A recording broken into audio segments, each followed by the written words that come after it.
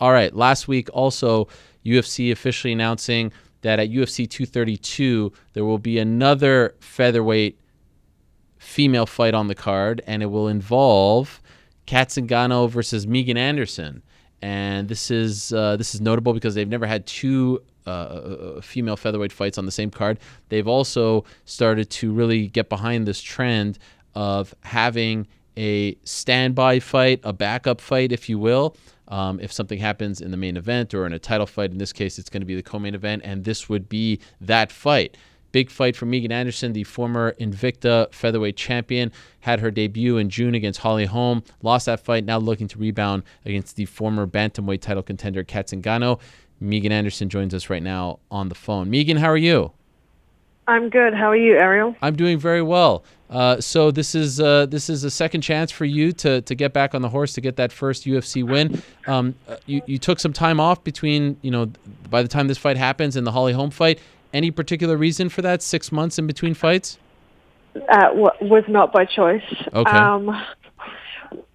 I did. It was a long time before I was able to, have the Holly Holm fight. So we really wanted to be fighting a lot more regularly. But the issue was, the UFC weren't able to find a suitable opponent for us. We were just like, give us anyone. We were looking at some of the tough girls, like instead of putting me against them on the tough finale, making it in Adelaide, because, I think Adelaide would have been perfect. I'm Australian. I haven't fought in Australia in 4 years. It would have been great, but, they didn't want to do that. So it was just kind of like a waiting game until this kind of happened. And are you surprised that the opponent ended up being Cat, someone who hasn't fought at 145, coming off a solid win on 135? Did this catch you by surprise? Yeah, a little bit. Really what it was is like we've seen she tweeted about wanting to be the alternate for the Chris Nunez fight, and I screenshotted it and sent it to my manager, Tim, and was just like, is she wanting to fight at 145? And he sent it to Mick, and Mick was like, yeah, I like it. I'm going to offer it to her. And a few days later, she come back, and it was a go. So I was like, if she wants to fight at 145, like, I need someone, like, we're looking for a suitable opponent. Could this be that person? She's been around the sport for a while, fought for the belt against Ronda Rousey. Is this, Holly Holm, Cat Zingano's, you're not taking it easy, or they're not taking it easy on you in terms of names. Is this someone that you've been watching for a while? I obviously, being a female fighter, I pay attention to, the female fights and stuff like that. It definitely wasn't someone that I looked at fighting, but I definitely am excited for the opportunity. What did you learn, if anything, from your debut against Holly Holm? What are the lessons you took away from that? I think there's a lot of lessons, and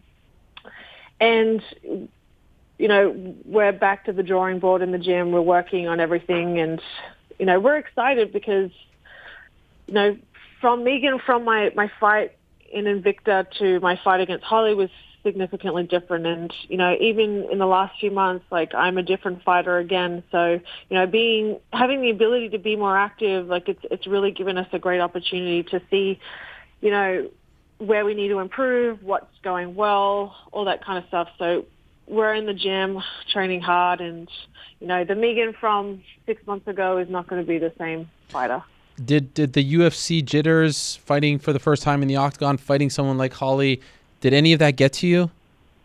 No, not really. The only thing I was really concerned about was I don't think the Invicta cage is as big as the UFC cage that we fought in. I was like, oh, maybe is it going to feel huge? And it didn't.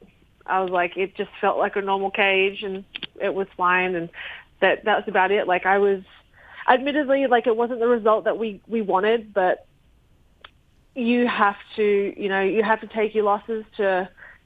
For me, every time I've lost, I've had a lot of growth from that. So, this is only going to make me better. What about the layoff? Did that affect you?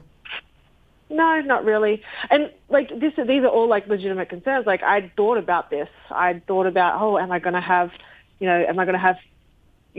promotional jitters? Am I going to I've been away for a really long time, but like it just really wasn't. Like I was just ready to fight. Like I was excited to be there. I was happy to be there to finally get my opportunity, but none of that really came into effect.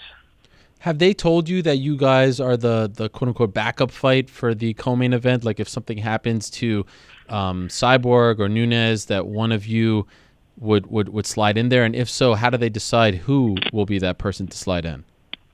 I have no idea. To be honest, I haven't really... I think that might be the case, but I haven't been told like definite and who, if it were the case, who it would be. To be honest, I'm just glad to have a fight. I'm focusing on Cat, and if worst case scenario something happens, I'm going to step up for that opportunity if they want me to, for sure, and be ready if that's the case. You have said in the past that you were frustrated that the UFC wasn't investing in the featherweights.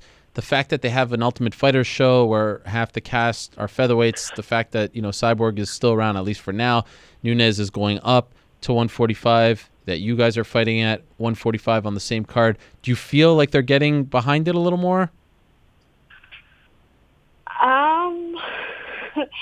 I really think what happens after the tough finale is definitely going to be a big determining factor on whether they are 100% committed to the division. Like, are they going to sign these women to 145, or what are they going to do? I think it really depends on what's going to happen there.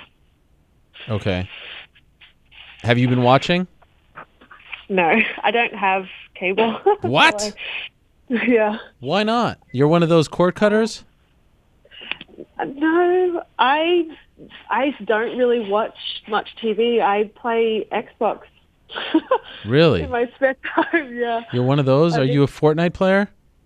No, I haven't played Fortnite yet, purely for the fact that like everybody's playing Fortnite, so I don't want to be like everybody. Yeah. So I'm spamming Assassin's Creed Odyssey at the moment. So it just came out like a few weeks ago, so I've been putting some time in there. So that's it? Like no TV shows, no nothing, no Netflix, nothing like that? Yeah, I have a Fire Stick and I can watch stuff on there. So okay. So a little bit of that, but as far as watching other stuff, no, none of that. No Fortnite. Okay, I'm a big Fortnite guy. I just interviewed Ninja. I don't know if you're familiar with him. Do you know Ninja? No, Jeez I don't. Louise, we have nothing in common. Wow. I know. I've been watching that new Mayans TV show, like the spin-off of Sons of Anarchy. That's been pretty good. Okay, I'm not familiar with that one. You should watch it. Unless you've watched kind of Sons of Anarchy, there's a bit of like a backstory of like the club that I like it. Okay, I'll look into it. Where is that? Where do you watch that? You can watch it. It's on like FX. Oh, okay. Yes, Sons of Anarchy. That's it. That is on FX. That's right. All right, I will check into that. By the way, this will be your first time in Vegas, right? Fighting in Vegas. Am I wrong? Yes. No. This will be my first time in Vegas. Wow, that's exciting. A bit of a bucket list thing, right? No, not really. Fighting in Vegas isn't really like, it's just a place. Like I fought in California, I fought in Chicago. Like for me, I don't really have a bucket list of places to fight at. It's more of like I just want to fight wherever. Like it's the fight capital of the world. It's a big deal. No, Jon Jones fighting on it. This is not some rinky-dink card. This is a big deal. Yeah, I am actually really, really excited for the Jones-Gustafsson fight. I personally thought Gustafsson won the first fight, so Gustafsson is one of my biggest, like, as a fan, he is like one of my favorites to watch. And as a fighter, he is one of my favorites to watch as well. He is so good at what he does, and I feel like he's just come short. So I'm really excited to watch the rematch, and I really hope he gets the title. Wow, okay, you're rooting for him. Interesting. Yeah. He's somewhat of a polarizing figure in our sport, but you're a fan. Yeah. I'm a fan of Gustafsson. Okay, interesting. You're a fan of Gustafsson. Excuse me, I misunderstood. You're pulling for Gus, not Jones. Yeah. Oh, no, I'm not. Gus is not a polarizing figure. Don't get me wrong. Like Jon Jones is great, but I am more of a Gustafsson fan overall. I think you just like the tall fighters. maybe the tall strikers. Yes. But I'm curious, why don't they have you fight in Adelaide? That fight is in the same month. To have you fight back home. I don't know. They didn't come to us with that date. Like, I wanted to. Like, I really would have loved to fight in Adelaide, but that's hopefully maybe next year we can, when the UFC go back, hopefully they can go back to Brisbane. That's where I'm from. So okay. I'd love to fight back home if they go back. Who do you think wins the Nunes-Cyborg fight? I actually think this is going to be a really competitive fight. Okay. I think Amanda has a lot of power, and I think it's going to transfer well at 145. She was undefeated at 145 before dropping to 135, and she has a lot of knockouts at this weight division. So I am actually really excited to see how the power matches up. I think she's very well-rounded, and she's a lot more aggressive than a lot of Chris's opponents. Mm-hmm. So I think it's just going to be, I think Amanda has a better chance than Chris's previous opponents to beat her. Does this feel like do or die for you in the UFC, this fight? Does it feel like, I know they're all big, I know they're all must win, but considering the state of the division and how the first fight went, do you feel like you really, really have to win and look good in this fight? I feel like that with every one of my fights, so I really don't feel like it's a do or die. To be honest, like, I don't like to think of it in that terms because, like, for me, I'm going to fight regardless. Like, I love to fight and I love fighting. So whether it's in the UFC or if they, end up cutting me, that, it is what it is. But I'm going to fight regardless. And, I'm going to still look at every one of my fights as, like, the biggest fight of my career. So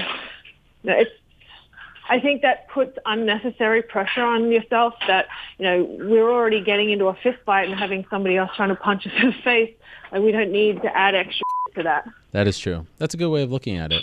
Well, I'm happy you're back. I'm happy that the UFC is putting two women's featherweight fights on the same card. That seems like progress in its own right. And this is a big-time fight. It's not just some random person that they're plucking out of obscurity. Everyone knows who Cat Zingano is. She's coming off a nice win. This feels like a big deal. Yeah, I really feel like this is a great high-profile fight. I think, Cat's she's a great athlete. I have a lot of respect for her as an athlete. I have a lot of respect for her as a person. So I'm really excited to showcase, everything we've been working on and to show, show the doubters that, there is no chink in the armor. There is no weakness in the armor. I'm looking forward to it. Welcome back, Megan. Best of luck in training, and we'll see you out there in Vegas in December. Thank you very much. I'll see you guys there. All right, there she is, Megan Anderson, one of the top contenders at 145. She returns to action on December 29th at UFC 232 against Cat Zingano.